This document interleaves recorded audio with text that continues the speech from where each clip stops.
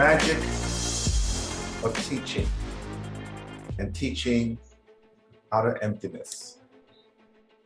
So what happens when people start to teach? The beginning instructors, the first thing is this: stage fright. They're nervous. Am I going to mess up? Am I going to teach the wrong thing? Am I going to hurt somebody? Am I going to forget something? The first thing is this: when you come into the school, what do? You take off your shoes and you bow. Taking off our shoes, we leave all of our outside baggage, all of our outside concerns. You leave all of that outside. You come in empty, as an empty vessel, an empty cup. You also forget about yourself. When you focus too much on yourself, your ego gets involved.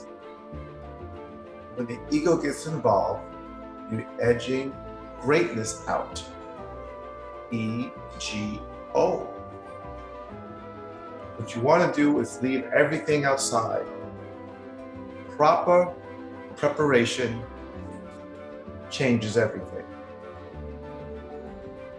Once you're at the event, once you're in combat, once you're called to perform, once you're on stage or on the floor to teach, there's nothing that changes at that point.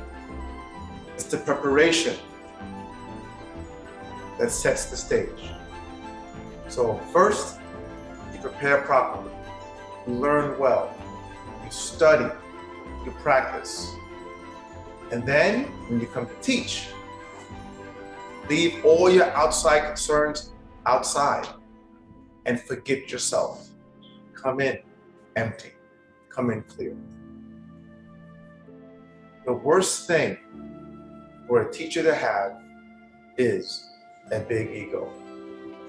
And a big ego is easily frightened.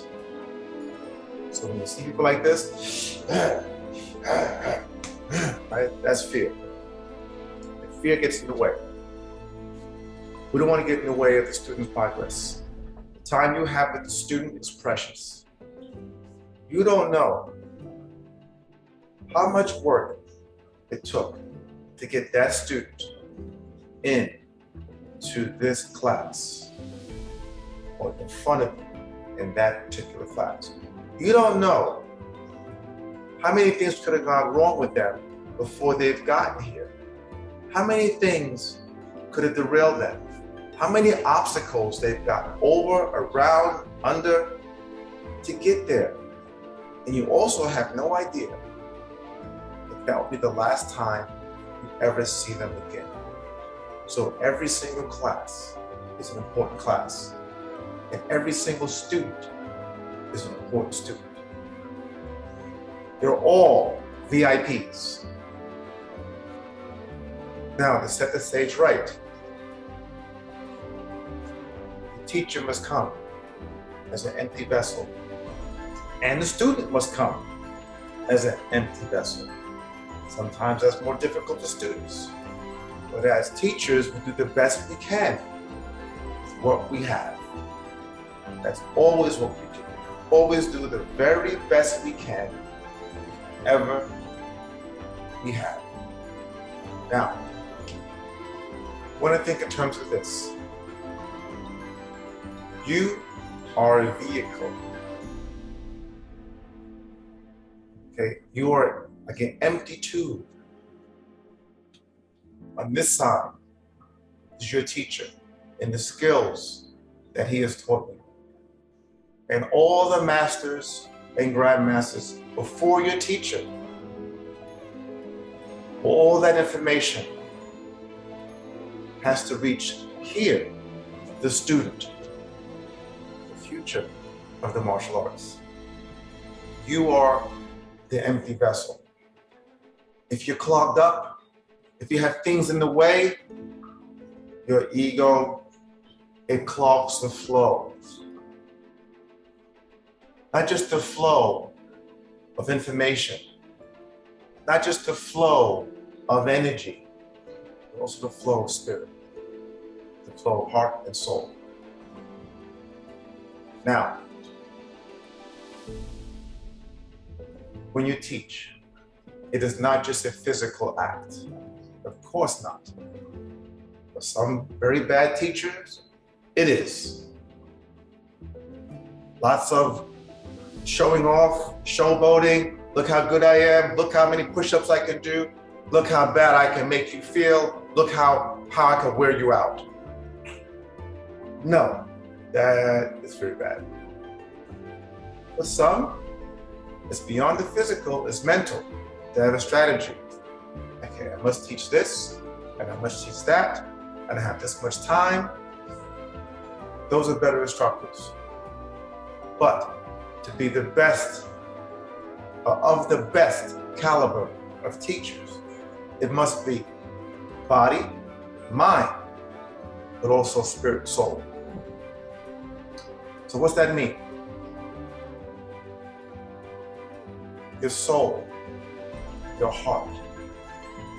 When your heart and soul is in it, the whole dynamic changes. The whole dynamic changes. The energy field changes. You can remember, even now, you've had many teachers all your life. You've been to kindergarten, first grade, second grade, third grade, fourth grade, fifth grade, sixth grade. Right? You had many teachers. How many names do you remember?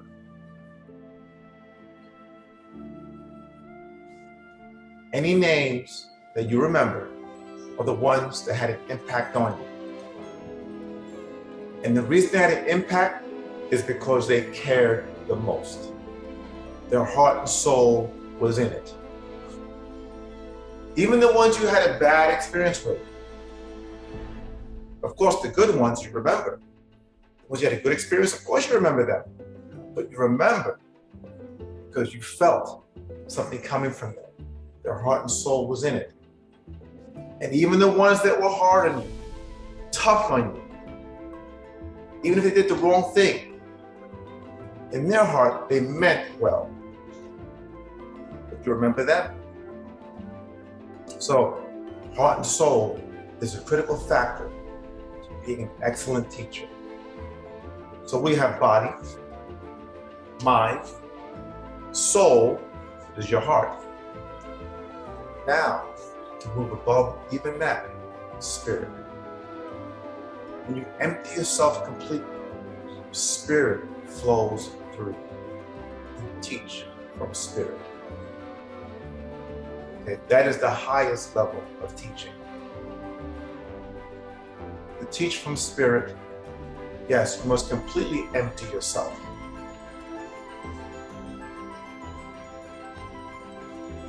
You must completely be clear of fear, of doubt, of ego. Because ego also stands for edging God out.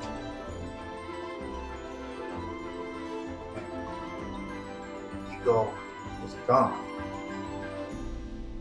Holy Spirit of God is there. Teach from that platform. Now, you're a high caliber teacher. Now you can take the students to very high places. Because why? Because you are coming from a very deep, solid place. Completely free. So keep in mind, one of the most important practices of a good teacher is emptying their cup.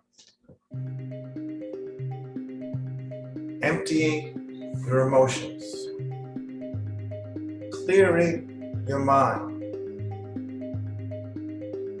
Clearing your body. Keeping your body purified and healthy. Most of all, being a clear vessel for energy, wisdom, knowledge, love, and spirit over.